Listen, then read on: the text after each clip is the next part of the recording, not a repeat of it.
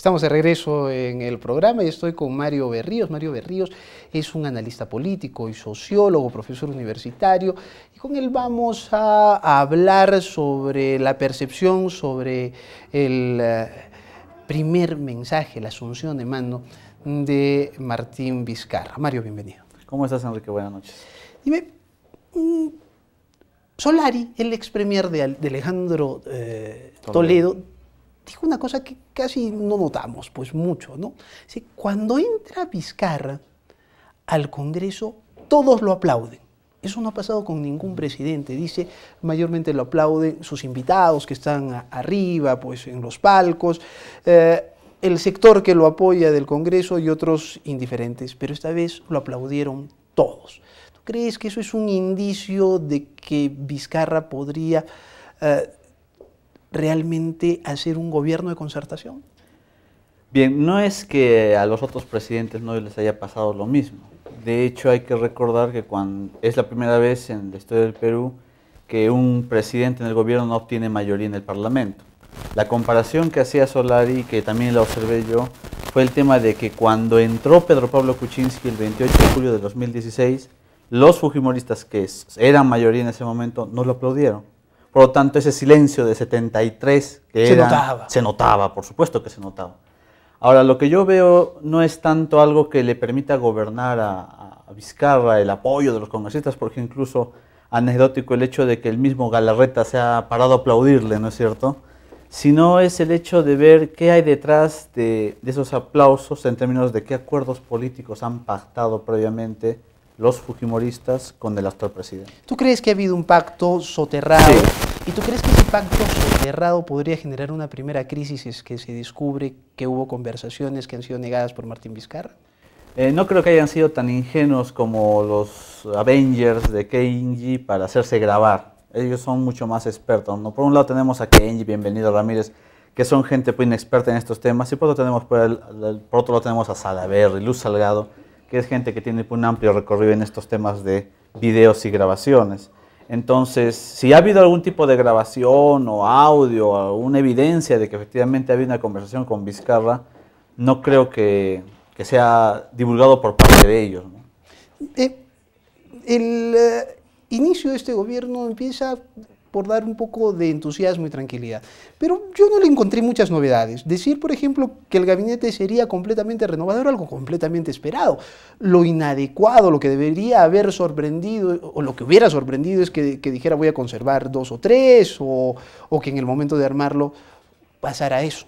De hecho, hasta anoche había el rumor en la prensa de que el único que podría quedarse era el ministro de Educación, el señor Wexler. Por ser aprista. Por ser aprista, y la ministra Cooper de Economía, porque de una u otra manera ha sabido manejar el tema para el decreto de urgencia 003 con las modificaciones respectivas.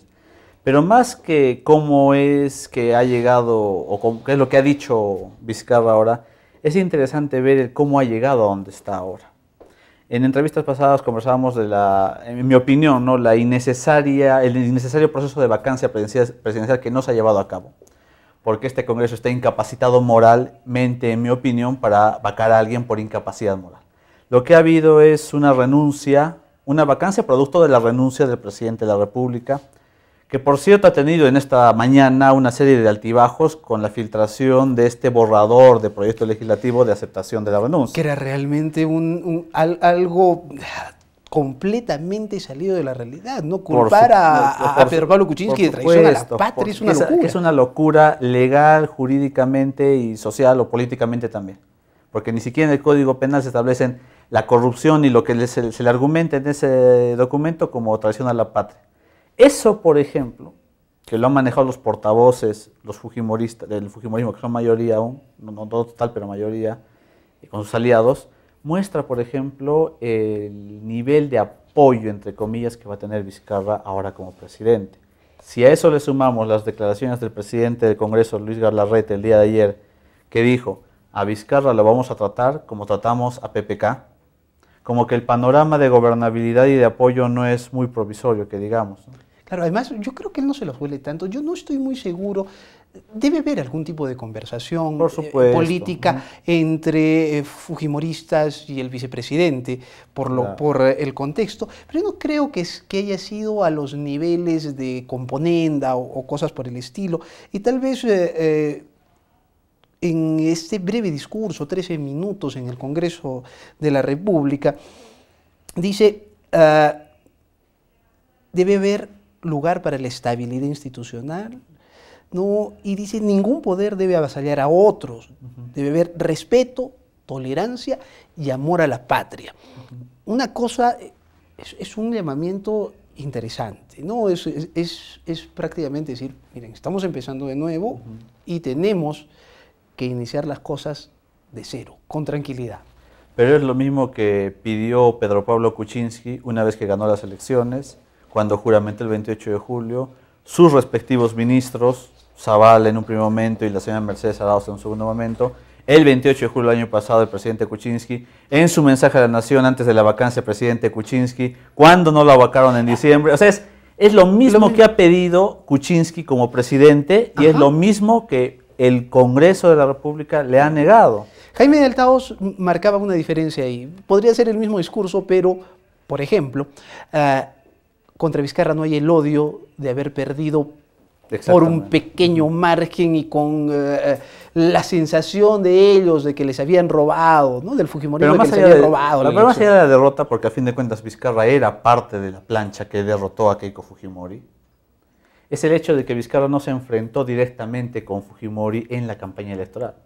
La mayor parte de insultos y de adjetivos que ha venido en contra del señor Fujimori ha sido del mismo Pedro Pablo Kuczynski, ¿no? O sea, recordemos en un mitin cuando decía, ¿no? El hijo de ladrón, ladrón es, ¿no? Como diciendo que ella también es una ladrona, tú no has cambiado pelona, y en los debates los vicepresidentes pues se han mantenido siempre al margen, como es propio de este tipo de campañas, y los candidatos directamente a la presidencia son los que se han enfrentado. ¿Qué es lo que más te ha gustado o te ha llamado la atención del breve discurso ante el Congreso? Yo creo que lo que me ha llamado la atención bastante ha sido este término que usó cuando estaba hablando de estos 4 puntos principales, 4 líneas generales, sus lineamientos generales, no hablaba del tema de lo que mencionas, la institucionalidad democrática y la separación de poderes, pero ahí mencionó algo que me llama la atención y que me preocupa bastante, este pacto social que él menciona. Él menciona, quiero convocar un pacto social por la gobernabilidad a todas las fuerzas políticas, sin importar su ideología, su preferencia política, su religión, todo. Me ha llamado la atención que por encima de la mención a la vicepresidenta Mercedes Arauz, haya mencionado al cardenal Cipriani. Por ejemplo, de todas las autoridades más importantes, ella es la más importante de todas. Obviamente después del presidente del Congreso y del presidente del Poder Judicial.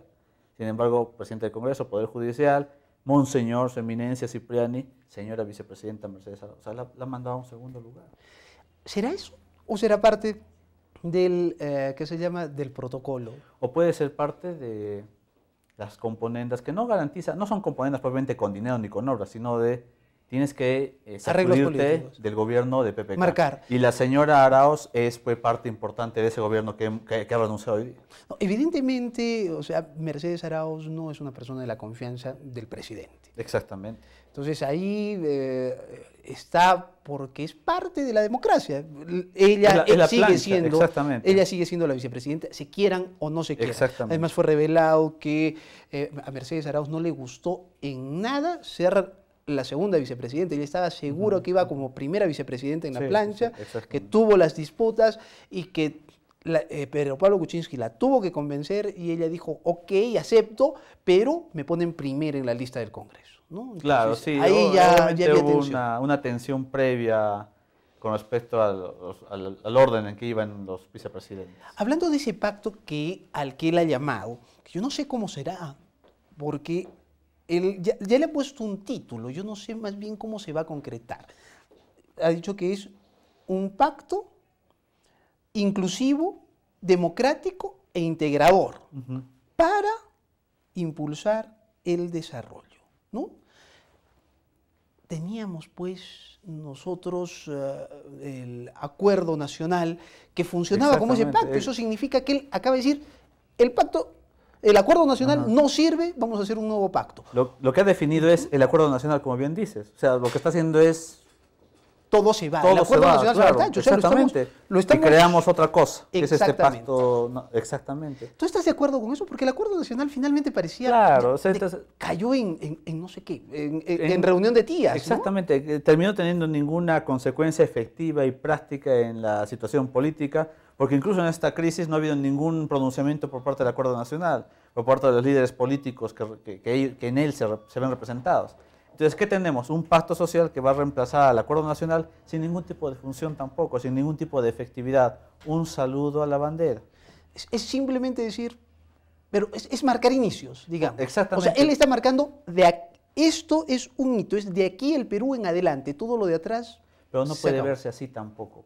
Porque Políticamente hablando, políticamente no no se se puede puede hablar así, ni política ni socialmente, pues, porque el Perú no es Pero que... es una continuidad. Por supuesto, es el mismo gobierno, ya mismo, los mismos congresistas de PPK, Peruanos por el Cambio, han dicho que no se van a pasar a la oposición como anunció en la vacancia anterior, ¿no? Sino vamos a hacer gobierno, porque él ha ganado en la plancha presidencial, etcétera, etcétera. Gilbert Violeta ha dicho que no hay una decisión todavía del partido, pero que se van a reunir con las bases para ver la posición, pero lo más probable es que tenemos que apoyar al presidente Vizcarra. Sería lo más lógico. No, yo no sé si Vizcarra más bien quiere ese apoyo. Por parte de todas las fuerzas políticas. Ahora el tema es cuál le garantiza mayor estabilidad. Tenemos que ir a una pausa. Estoy con Mario Berríos. Mario Berríos es analista político, sociólogo. Tras la pausa seguimos hablando de esto. Vamos a hablar un poco del gabinete. ¿Qué pasa? ¿En quién se va a soportar? Un presidente necesita tener, o calle, es decir, un apoyo popular inmenso. Necesita tener una bancada muy fuerte. O necesita tener un partido político que le brinde las bases necesarias. El problema es que Vizcarra no tiene nada de eso. Tras la pausa, seguimos en modo avión. En el programa sigo con Mario Berríos, sociólogo, analista político. Mario, habíamos dicho, si no tienes un real apoyo popular, o sea, no es que te digan te apruebo o no te apruebo, sino gente que esté decidida a jugárselas por un presidente. Si no tienes un partido político que te sustente técnicamente, políticamente, si no tienes una bancada fuerte dentro del Congreso, lo único que te queda es tener un gabinete sólido, ¿no? ¿Cómo crees que debería conformarse ese gabinete? A esas debilidades que tiene Vizcarra, falta de apoyo popular, por ahora, seguramente cuando salgan las primeras encuestas posterior a esta semana, de repente la gente ya va a estar con mucho más conocimiento de quién era, porque hasta hace 2 días creo que el 60% desconocía quién era Martín Vizcarra, quién era el primer vicepresidente. No tiene partido político fuerte en el Congreso, entonces a eso hay que sumarle el hecho de que no solamente se necesitan buenos técnicos o buenos profesionales o buenos políticos en términos de experiencia política para esos cargos, sino que necesitamos gente con cabalidad moral y ética. O sea, toda esta crisis de corrupción... ¿Y es difícil encontrar eso? Es difícil porque esta gente que tiene esa capacidad de ética, que tiene esos valores, por lo general rehuye a los temas políticos porque terminan más embarrados por acusaciones incluso falsas. Y ese creo que va a ser el gran reto de Martín Vizcarra en estos 10 días que él ha pedido para buscar a gente que no solamente sean buenos economistas, médicos, abogados, qué sé yo, sino que tengan respaldo ético y moral. Todos los ministros de Kuczynski se supone que eran expertos, sin embargo, mira lo que ha pasado con Yufre y toda esta situación, el mismo Borea que está involucrado ahora en estos asuntos. Y la oposición fujimorista y también ahora la izquierdista, que es la que está pidiendo adelanto de elecciones, va a estar detrás del mínimo error que cometa Vizcarra en la elección de sus ministros con respecto al tema principalmente ético, aparte del tema profesional. Mercedes Arauz fue la segunda carta que se jugaron luego de que el Congreso no le diera la confianza a Zavala, cuando presentó la cuestión de confianza para forzar al Congreso a no seguir censurando ministros, ¿no es cierto? En ese momento, Vizcarra no quería ser el premier y dicen que él empezó a poner pretextos, cosas insalvables. Entonces dijo, no, en primer lugar, si yo llego, yo hago mi gabinete. Y Zavala le preguntó, ¿y cómo lo harías? ¿No? Dijo, institucional, ¿qué es eso? ¿No? Y él dijo, con presidentes regionales y colegios profesionales. ¿No? Entonces eso, por lo menos hasta ayer, decía más o menos el camino por donde podía elegir gente. En medio de eso, salió por redes sociales, yo no sé de dónde, pero decían Yamil esboceada como ministra. ¿Te sonaba lógico? No, más bien hubiese sido pues, un suicidio político el mismo Vizcarra, que se supone que este gabinete que tiene que conformar nuevo, con gente experta en el sentido de conocer el tema al cual van a ocupar la cartera, y no solamente eso, sino el tema ético, profesional, dista mucho de ser algo que la señorita Yamila Osorio pueda cumplir. Claro, él necesita gente experiente. Tiene 3 años, o sea, tiene para jugar solo medio partido. Claro. Entonces tiene que ser gente que entre a trabajar, no a sentarse a pensar qué voy a hacer. Claro, pero como nuevamente decíamos, el tema que me preguntabas, ¿no? O sea, ¿y esta gente dónde está? O sea, esta gente que es experta, que conoce su tema, conoce su chamba, pero aparte tiene principios, valores, es honrado, ¿dónde está? Huye de la política. Veamos nada más lo que ha hecho el Congreso con el señor Jaime Saavedra. ¿Dónde quedó la acusación por la compra de las computadoras? En nada, fue un pretexto simplemente. ¿Dónde está el señor Saavedra ahora? Claro, está en el extranjero, está otra vez en un organismo en la multilateral. UNESCO, trabajando por la educación del mundo. Ganando muchísimo más. Claro. Entonces, una persona que ve ese ejemplo, yo profesional de primaria, empresario de primaria, con valores, principios, con todo lo demás, me voy a meter a política para terminar como este señor, que nunca se le acusó de nada, sin embargo fue votado de su cargo. Claro, además, en el caso específico de Yamila, parece que no cuadraría dentro del discurso. Recordemos que Edme Trujillo, que es el hombre de confianza y que seguramente va a tener un cargo muy importante dentro del gobierno de Vizcarra, claro, fue el primer gerente general del gobierno regional de Yamila Osorio. Y se fue diciendo de que no lo dejaban trabajar y estaba extremadamente incómodo por la intromisión de la familia de Yamil Osorio, ni siquiera de sus copartidarios, sino de la familia de Yamil Osorio en las decisiones de gobierno, ¿no? Entonces, no cuadra absolutamente dentro de esto. Para mí que ha sido un rumor que ha salido por parte del mismo entorno de Yamila para una especie de empoderarla, ¿no? O cosas por el estilo. Claro, de verla como una figura de repente importante a futuro, ¿no? Pero no como algo serio, definitivamente no. Ha reiterado durante varios momentos del discurso poner al Perú primero, que eso suena más bien a lo que sería el eslogan de su gobierno, me imagino. Pero hubo una cosa también interesante, educación. Hijo de maestra, esposo de maestra, antecedentes de haber realmente invertido buena cantidad de dinero en la educación de Moquegua. ¿Crees que él pueda hacer cambios sustanciales en temas de educación, de inversión en educación y generar, por ejemplo, bases populares en el sector magisterial? 200.000 o 300.000, no sé, maestros, ¿no? Son importantes. Claro. Tus preguntas hay dos preguntas ahí, el tema de mejoras educativas concretas, sí, y el tema de cómo manejar el tema del sindicato, los sindicatos y la base. No, o sea, el magisterio es una buena base, ¿no? Pero una cosa es Moquegua y otra cosa es todo el Perú. Claro, Moquegua, además es homogéneo, poca gente y con mucha plata por Sauder y que ya por supuesto, entonces dinero, recursos que el Estado en conjunto no tiene para garantizar los mismos niveles de educación que hay en Moquegua en toda la población del Perú. O sea, primera cosa importante. Lo que podría solucionar en parte ese problema sería lo que mencionabas al inicio del programa, el tema de la descentralización. No se puede gobernar el Perú solamente desde Lima. Tenemos que descentralizar recursos y funciones, pero efectivamente y no declarativamente como funciona hoy en día. Ahora, con el tema del magisterio hay que ver qué relación estableció con el magisterio en Moquegua, que le permitió cierto avance, y si es que el magisterio, que ya le hizo una huelga muy fuerte al expresidente Kuczynski en su momento, y que anunciaba una huelga para este inicio de abril, ¿le va a dar la tregua que requiere o va a hacerse mucho más fuerte y radical en sus propuestas y reclamos? Hay un problema allí.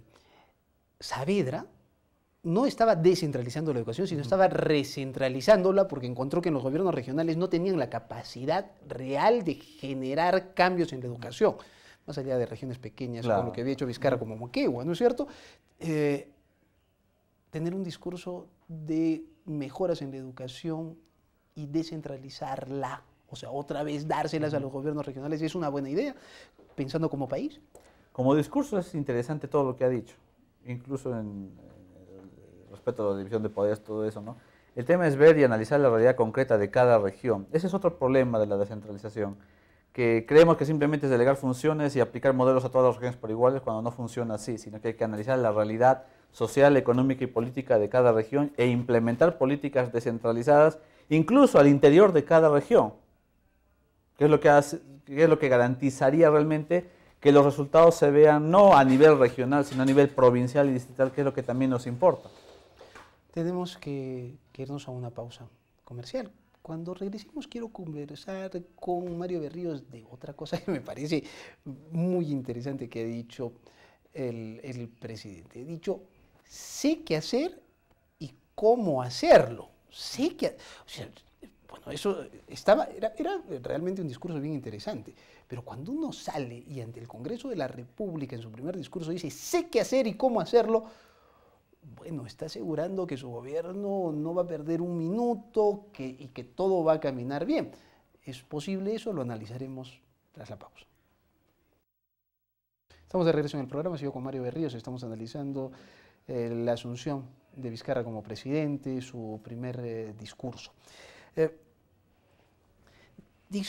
dijo, tengo las cosas claras, sé qué es lo que hay que hacer y sé cómo hacerlo. ¿Qué opinas? Dudo que una persona que se haya enterado que va a ser presidente 24 horas antes sepa exactamente cómo hacer las cosas. Estoy completamente seguro que sabe qué es lo que se tiene que hacer. De hecho, todos sabemos exactamente. Mejor educación, mejor salud, descentralización, mayor recursos para las regiones pobres, lucha contra la pobreza, atracción de las inversiones, mejorar la situación del turismo, hacer al Perú más atractivo turísticamente. Todo el mundo sabe qué es lo que se tiene que hacer en el país. El tema es que nadie sabe cómo tiene que hacerlo, y menos una persona que de un momento a otro ha llegado al poder. Lo que me hace sospechar a mí que Martín Vizcarra se fue del país sabiendo que iba a regresar como presidente del Perú. Muchos han dicho, otros analistas ya lo habían dicho, ¿no? Que inclusive dentro del gobierno sabían y que estaba un poco allí para resguardar la figura del vicepresidente por una posibilidad de que tuviera que reemplazar a Kuczynski. Yo creo que pensaba más en temas de salud, de edad, que en un tema de una renuncia, ¿no? Pero a lo que tú has dicho, todos sabemos qué. El problema es el cómo, pero no solo el cómo, sino con quién, con qué equipo. Él ha dicho 10 días para hacer mi gabinete. Muchos han dicho, el Perú no puede esperar 10 días de desgobierno, o sea, el gabinete debe ser lo más rápido posible. ¿Tú crees que él ya tenga pensado un equipo de gobierno para plasmar cosas en 3 años? Yo creo que sí tiene pensado ya más o menos quiénes podrían integrar el gabinete. El tema es que yo creo que están esperando estos 10 días para realmente averiguar quiénes son quiénes detrás de eso. Porque lo que hemos visto nuevamente en todos estos gabinetes, no solamente ahora en el de Alan García o Llanta, es perfectos profesionales, buenos técnicos, pero moralmente hablando, personas con un pasado muy cuestionable. Entonces, cada vez vemos corazones no sabemos, como se dice. Yo creo que sí, yo sé qué tú vas a hacer, pero mientras que estamos acomodándonos en el gobierno, te mando a averiguar, mando a ver tu pasado, a ver si es que tienes rabo de paja o no, qué anticuchos tienes, de tal manera que tenga menos probabilidades la oposición de enfrentarse a mí y de tacharme o censurar a un ministro.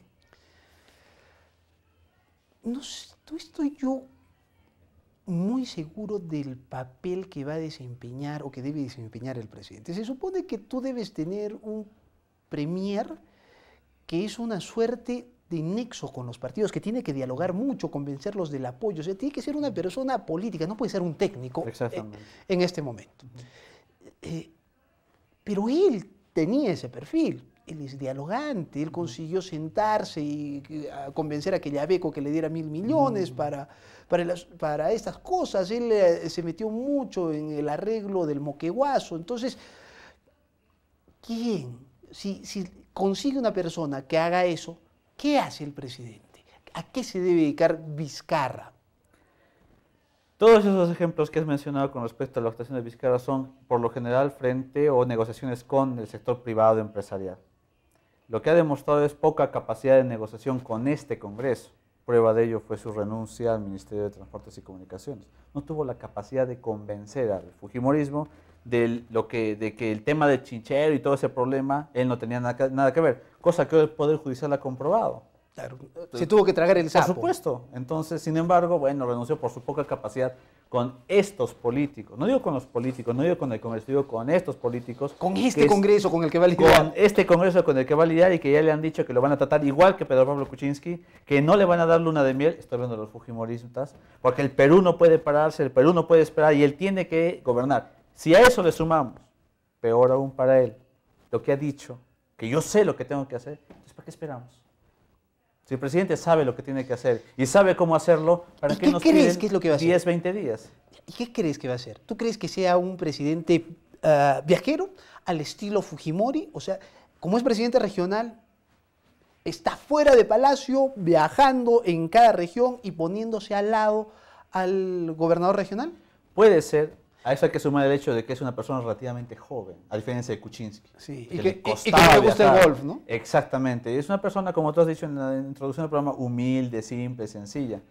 Pero yo no, por el discurso que he escuchado, que hemos visto esta tarde, yo no lo veo muy convencido de permanecer hasta el 2021. Además, yo sí lo veo estando con el presidente regional de la mano y todas las cosas. El asunto es que los presidentes regionales de ahora duran hasta diciembre. Exactamente, cambian. Bueno, hasta diciembre, pero ahorita ya prácticamente no gobiernan. En este momento ya ellos están tratando de ver cómo salgo limpio, cómo cubro mis cochinadas, o cómo termino las obras, o no sé, cosas de ese tipo. Entonces,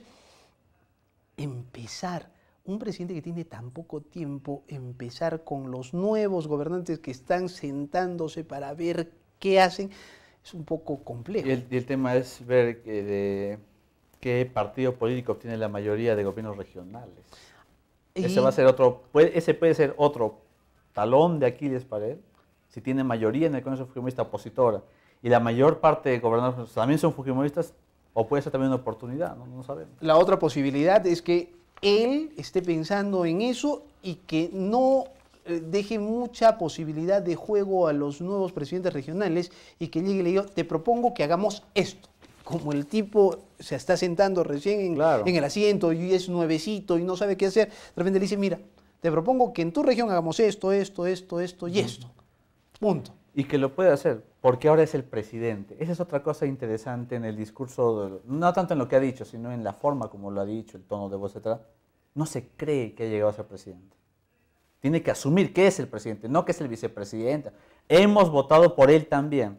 Es el presidente electo del Perú, ahora presidente en funciones, y tiene que comportarse y actuar y gobernar como tal. No como el suplente, no como el que va a renunciar de acá a un tiempo, no como el no, tiene que asumir la función para la cual ha sido elegido. O dubitativo como Pedro Pablo Kuczynski, que se acercaba, no confrontaba, a veces, ¿no? Eso ha sido el peor error de Kuczynski en este año y pico de gobierno. Menos mal, porque no saberse enfrentar a la oposición fujimorista, desde un principio. Pero menos mal que lo hizo porque eso nos permitió conocer quién era realmente Kuczynski. Pero todos sabíamos quién era también, porque, o sea, no es un secreto también quién era y de dónde venía Pedro Pablo Kuczynski. Sí, pero nos ha ayudado a desenmascarar muchas cosas. Por ejemplo, yo no hubiera pensado que Borea, a estas alturas de su vida, estuviera negociando con Mamani en un almuerzo privado con Inca Kola y con Babero cubriendo la corbata, sobre, no te preocupes, hermano, te llevo a Yufra.